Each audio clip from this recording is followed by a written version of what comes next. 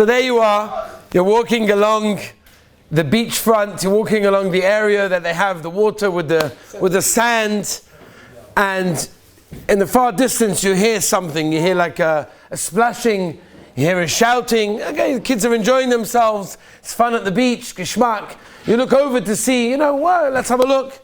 And you see someone's arm coming in and out of the water, like you see there's something going on. You take another look to see, make sure what's going on, what's happening over there. And you see that there's someone struggling. It's just struggling through the water. You see that they're about to drown. And they're screaming for help, and then the people around there are not doing anything about it. No one knows what to do. You're a trained lifeguard. So what you do is you rip off your shirt, you run all the way in, and you dive into the water, and there you are. You schlep the guy out, and the time you schlep the guy out, it's amazing. There's a whole crowd there already of people, and they're all cheering for you. Look what you've done, amazing. You've saved a life. That's an amazing thing. You've saved somebody's life. Is there anything better in the world than saving somebody's life? And if you think about it, it's not just save his life. You've also saved the life of, he's a young guy, but in Mitzvah Hashem, he's going to get married. He's going to have children. Those children will get married, going to have children. So you've saved doiras and doiras and generations of people. You've saved. Isn't that amazing? Isn't that unbelievable? And then, down the street, there's a guy in a small base medrash.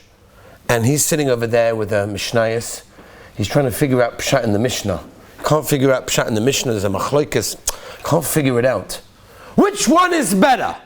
The guy that saved the life? Or the guy that's sitting in the base medrash trying to figure out Pshat in the Mishnah? Zok Chazal Rabbi Sai. In the Gemara in Megillah Tazayin. Unbelievable Gemara. The Gemara says, and I quote, and Rabbi said, this is Chazal. We live from this. This is our Torah. Zok Chazal. Omer Rav Yosef. Gemara in Megillah Tazayin Rabbi. Look it up. Godel Talmud Torah Yosef Ma'atzolos Nefashos. Zok Chazal. That when a person is learning Torah, that is greater than saving every life that you can save. That's the most amazing thing. And I'll read you another Gemara as well. There's a Gemara also, again, Megillah Tazayin. Omer Rav, V'teimer Rav Shmuel Bar Malchus, Godel Talmud Torah Yosem Binyan Beis HaMikdash. You can imagine, if we're sitting here, Be'ez Hashem, we hope today, Mashiach is going to be here, Binyan Bayis Shlishi is going to happen today, it's going to be Gavaldik, and they're going to ask us, we need some help for people to get rid of the cousins over there and, shift over our stuff, right? That's what we need to do. So everyone's going to say, no mitzvah. Close the Gemara in the middle of Seder, but Seder, Binyan Beis HaMikdash. Klal Yisrael have been waiting thousands of years. The biggest tzaddikim, the Rashba, the Heilige Chassam Sofer, the Baal Shem Tov, the Chofetz Chaim, they've all been waiting for the Binyan Beis HaMikdash. But we're in the middle of Seder. What, we're not going to go and build it? So Chazal, Godel Talmud Torah Yosem Binyan Beis HaMikdash. That's what it is. And the problem is sometimes we think to ourselves, what's Pshat? It comes Shevuos, and of course the mitzvah of Shevuos is Talmud Torah, but what does it mean? What does Torah mean to our lives? And I would like to bring perhaps a different aspect this year that we've never spoken about before as well, and something that we can all hopefully implement in our Yom Tov of Shevuos Be'ez Hashem this year. Any of you that learned Parshas Pinchas, which is the sugya of the Yom Tovim, so it goes through all the Yom Tovim, and if you look in Perek Chav Ches, Pasuk Chavav, and he starts to talk about the Yom Tov of Shevuos. Over Yom HaBikurim B'Hikravchem Mincha Chadosha L'Hashem B'Shvuoseichem Mikra Kodesh Yelachem Kol Melechas Avodah Lo Yisasu Kom Melacha V'Hikravtem Oila. Talking about the korbanos, of course, that they would bring during the Gavaldige Yom Tov of Shevuos. Reach Nechoyach LaHashem Porim B'nei Boka Shnayim Ayel Echod Shiva Kavosam B'nei Shana. We hope this year, Be'ez Hashem, to be bringing these Gavaldige korbanos. Umin Chosam Soiles B'Lula B'Shemen Shloisha Soinim LaPora Echod Shnei Soinim LaAyel Echod Isorin LaKeves O Echod L'Shiva Sakvosim Sivizim Echod LaChapar Aleichem Milvad Oila Satomid Umin Chosoy Tasim and Temimim Yelachem. The Olam understands why I'm reading all the psukim. Okay? I'll tell you what's going on. Why are we reading all the psukim? Why are we giving you all the korbanos? What's the pshat? Because there's a major kasha. When you learn the korbanos about Shevuos, there's a major question that just begs to be asked, which I didn't ask. The Rabbeinu Bechai already asked the kasha. Rabbeinu Bechai asked the following kasha, and he says, I don't understand.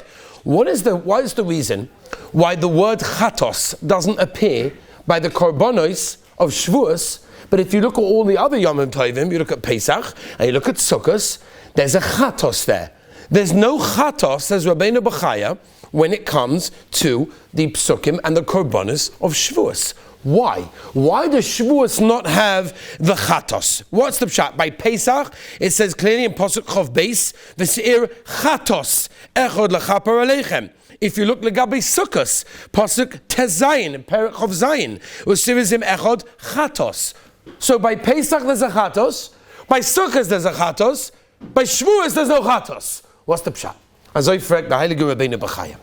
So the answer, which Be'etzem, by the way, the Daskeni Mibale Tosfos also, if you look at the back, also asks the same question. And the Daskeni Mibale Tosfos says that Be'etzem the Yerushalmi asked the Kasha in Perek Dalet, and he says like this: B'chol HaKorbanos ksiv chet, or B'atzeres ein ksiv chet. Why not? Listen to this, Rabbi Isai. This is the Lashon of the Yerushalmi in Mesachtos Rosh Hashanah. Says the Yerushalmi, Omar lohen HaKadosh Baruch Hu. HaKadosh Baruch Hu told Klal Yisrael, Mikivan shekibaltem aleichem all Torah, since you were makabel on yourself the yoke of Torah, mala ani aleichem ki'ilu lo chatosem memeichem. You hear this of the Yerushalmi, that because Shevuos is the yontiv of Kabbalas HaTorah, we are makabel the Torah on Shevuos. Mimela Chazal tell us that the Rebbeinu Shem says no averis. That's it, Kaporas Avoinus on Shevuos, because there was a Kabbalas HaTorah. Because Klal Yisrael accepted the Torah, that's the reason why there is no Chatos written in the Torah by the Korbanos of the Shevuos, because there is no Chatos. Because Klal Yisrael Makabel the Torah. That's an unbelievable thing. Now, Rabbi say, you may turn around and say, okay, that's nice. Thousands of years ago, when they accepted the Torah, but now, Tavshin Pei Gimel, what do you want from me? 2023, I don't know, we're going to have a nice Shavuos night, we'll have cheesecake, we'll have different, versions of cheesecake, we'll have different varieties and different tastes, Sibiyotza, Alashitas, Avada, we're going to do the mitzvahs hayoim properly, Mahadrin, Mina Mahadrin. But the question is, what's it negayah to us this year specifically? So I'd like to read you, Rabbi Sai, a Korban Eidan Yerushalmi. The Korban Eidan Yerushalmi is a Chiddush Noira that we have to remember and implant within us this Yom Tov Shevuos. Listen to the Korban Eidan Yerushalmi, Mesachtos Rosh Hashanah. Unbelievable. And I quote the Lashon. Look it up. Shebechol Shona v'Shona Ba'atzeres hu kayoyim asher madnu lefnei asinu v'kablim ha'Torah mechodosh. Zuk the Korban Eidan Yerushalmi. It wasn't just then that they were makabel the Torah. Good, that's very nice for them. What's it got to do with me? Zuk the Korban Eidan. Every single year, there's a new Kabbalas HaTorah. Us, every single one of us, have to be and can be makabel the Torah. And when we do that, then we have a Kaporas Avonis. There's no Averis. Everything's wiped clean. Mamish like a Yom Kippur. Completely a clean slate in Gansen. It's unbelievable. The Gedolim that brought down this Korban Eidan Yerushalmi used to bring it down. They were terrified. They were shaking. They said that we know that Shevuos has no mitzvah v'fnei atzmo. Where's the mitzvah of Shevuos? There's no mitzvah. Maybe we'll discuss it Shevuos by night. There's no specific mitzvah. Oh, but according to the Korban Eidah, there's a modika mitzvah. And that's the mitzvah of Kabbalas HaTorah. When a person is makabel the Torah, he gets this gavaldiga, amazing, beautiful benefit that there's no chatos. It doesn't need to be a korban chatos on Shevuos. Because at the end of the day, there doesn't need to be, because we have Kabbalas HaTorah. Once we makabel the Torah, it's all over. Then we have Kaporas Avonis. There's no Averis anymore. We're wiped clean because we're makabel the Torah.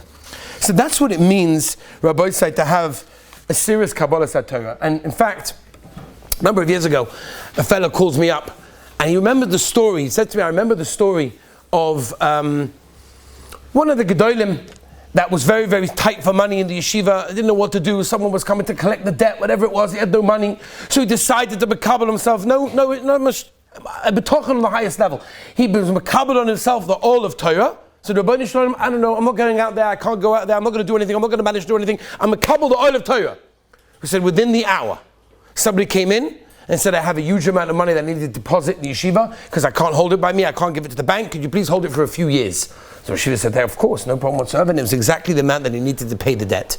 So Spocha said to me that my sister, that's what he told me, my sister needs a shidduch, and she needs a shidduch really, really badly. And I want to this Shevuos, makabel the Torah on the highest level, almanas, that she's going to get married. Rabbi say 2 months after Shevuos it became a color. Okay, and this is after years of waiting. Years of waiting. When you're makabel the Torah, everything happens. When you're makabel the Torah, when you realize what Torah is to our lives and what it does for us, everything changes. And that's what we have to realize. That's what we have to focus on this Shevuos. Like the Korban Eidah says in Yerushalmi Masechtos Rosh Hashanah, that we get a new Kabbalah Set Torah every year. We can be makabel the Torah, and when we do that, we get a clean slate. Everything starts afresh. That's the Shevuos, Rabbi say. That's coming up in a few days. In just a few hours. Not so long. We're going to be sitting in this base medrash, being makabel the Torah on Yom Matan Torah, on the Chag of Shevuos, which is incredible. Rabbi say, but what is Torah to our lives? What does it mean to us? There's a Modika medrash. Bereshis Rabbah Chav Zayin. The medrash tells us that just like the fish grow up, they are living in the water. It's an interesting thing, says the medrash. When it rains, if you ever noticed, the fish go to the surface and they try to chap a raindrop. You're lacking water? Like, what's the problem? You have all the water in the world that you need. What are you running to the top, to the surface to chap another drop? Because even the fish, says the medrash, that are living in the water, they're still trying to chap noch a drop, noch a drop, noch a drop. Zug the heilige medrash, moidike medrash. Zug the medrash, this is Klal Yisrael. This is Klal Yisrael. Even though we have the Torah, but we want more. We want to have a kabbalah more. We want to digest more Torah into our lives. And that's what it is. And you look at the Gedolim, and you see how they were thirsty for every Chiddush, for every blat, for every Mishnah, for every Sif in Shulchan Aruch, for every Pasuk in the Chumash, whatever they could. They chapped around to do that. That's what Torah meant to them. Tell you Mordechai Meitzvah of Chatzkel Levenstein when he was in yeshiva. Of Chatzkel Levenstein when he was a bacha in yeshiva. So it was known that in his yeshiva, when he was a bacha, so he was one of the first people to run to lunch. Not because he was more hungry than anybody else and he wanted to make sure he'd get the nicest schnitzel. That wasn't the pshat. Pasha because bittul Torah. So he wanted to run in there, and while the boys were still coming down from Mincha, he was already finished Mincha, he was already finished lunch, back to the base medrash. So he was one of the first ones there, ate because he had to eat, and he moved on. At one point, one day the boys came back from Mincha, they came down to the dining room, and the cook came running out and said, I'm really, really sorry, there's no lunch today. There's no lunch. I made a huge pot of food for the olam. I put salt in, and my assistant in the kitchen, who didn't chap that I put salt in, put an extra large amount of salt in, thinking it needs like extra salt. I had already done that before. It's completely unedible. No one can eat this. It's terrible. Don't eat it. Don't touch it. I'm so sorry there's no lunch. We'll try to make it up. We'll make a nice dinner, whatever it may be. So they said, okay, fine, no problem. But where's the bacha, your little chatzkel? Where's the bacha that normally comes here first? Oh, he left ages ago. They're like, wow, look at him, mama, she didn't even make a fast. Back to the base medrash with no lunch, whatever it was. And I know he ate it. The cook said he ate it until I came in and told him, whatever it was too. So they were like, wow, look at that. Look at avodas hamidas. He ate the food. You always hear the stories. He ate the food with so much salt, didn't say anything, didn't say a word, ate it, and went back to the base medrash. So they went up to the base medrash, and they went to little chatzkel, and they said, no, how was lunch? It was delicious. No, like, how was it? It was delicious. He had no idea whatsoever that the lunch had extra salt in it. For him, he ate because he needed to eat, and that was it. Right? They say, I never saw this myself, but they say that when Rav Scheinberg was sitting and learning in his house, so they would serve him lunch, and there were many times that they would see a bowl of soup in front of him, and they would watch him. They would watch the Rosh Hashiva. He was sitting there, and the spoon was going in, but the plate was empty a few minutes ago. Right? He didn't chap. He had no idea that the bowl of soup was empty a few minutes ago because he just kept on going because he was learning at the same time. So mainly he was involved in the learning. Rav Shach one time came back, his wife sent him to the Markolet. She sent him to the store to buy some watermelons for Shabbos Kodesh, whatever, some treats. He came back with an empty bag, right? Because there was a hole in the bottom and the watermelon had dropped out. So she said to him, where's it gone? He looks like, oh, it's it. What? Where's it gone? He had no idea that on the way home, the watermelon had dropped out and he was on the way home. Unbelievable. You know, they found Chacham Ovadia Yosef one time on in the morning. They found him by one of the lampposts, one of the street lights outside, because there was a blackout in his house. There was no electricity, so he wasn't able to learn. So it's not that's like, okay, great, we've got an excuse to go to sleep now. The lights are off in the base, let's go home. No. Rav Ovadia went outside to the street by night. This was already the night before, with a few svarim, and he stood by the lamppost. By night, they still found him over there. He had no idea it wasn't continuing. You're talking about Gedolim, that by them Torah meant so much. That was their life. That's what it's all about. Rabbi say, Shevuos isn't just that we're meant to learn. Shevuos is we're meant to be makabel the Torah, to understand what the Torah is in our lives, what it does for us. Anyone that learnt whether it's the Nefesh HaChaim or whether it's Tanya. It makes no nafkamina because they're all saying the same thing. They all say that Torah is the greatest thing that can happen. There is no greater thing. Shava kola mitzvah is kulai. Can you imagine? Where a person was sent down to the world and he does one mitzvah, the schar of one mitzvah, shaking one lulav and esrog, eating a kazayas of matzah, birchas hamazon, whatever it may be. The reward you get for one mitzvah in the world, you cannot get over here. Schar mitzvah, b'hayal meleka. It's not possible to be paid in this world. Everybody knows the famous mitzvah with the Heilige Chofetz Chaim, where Yid came to the Heilige Chofetz Chaim and said, Rebbe, I have a big problem. I can't put food on the table. I can't support the mishpacha. I need to give them bread, something. I need to give them milk, epis. I can't afford it. So Chofetz Chaim said, what do you want from me? Like, I'm not a Hasidic Rebbe that people come and give me money to give out. What do you want from me? I can't do anything about it. So they said, Rebbe, I have an idea. Here's my idea. Tell me what you think. I put on tefillin every day. Gavaldik. Beautiful. I'm going to give away the schar of one day tefillin. Just one day. Every day, no. But one day tefillin, I'm going to give away the schar in this world.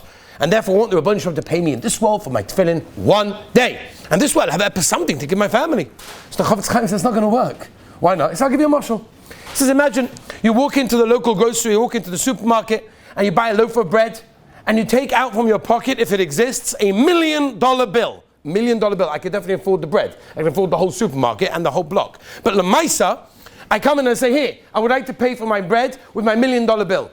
So the guy on the counter says, I'm so sorry, you have enough money, but I've got no change to give you. I don't have enough money in the cash register to be able to give you the change. So the Heilige Chofetz Chaim, it's not shaykh to get the schar of one mitzvah in this world. And Rabbi said you learn one word of Torah, and that's keneged kol ha-mitzvahs. The Heilige Orach Chaim HaKodesh, how many times I hear this from Rosh Yeshiva of Scheinberg, Zatzal, he used to say the Orach Chaim HaKodesh, that if a person understands and values the chashivas of Torah, so the Orach Chaim HaKodesh, he'll go Lashon Orach Chaim HaKodesh, he'll go Meshuggah, he'll go crazy.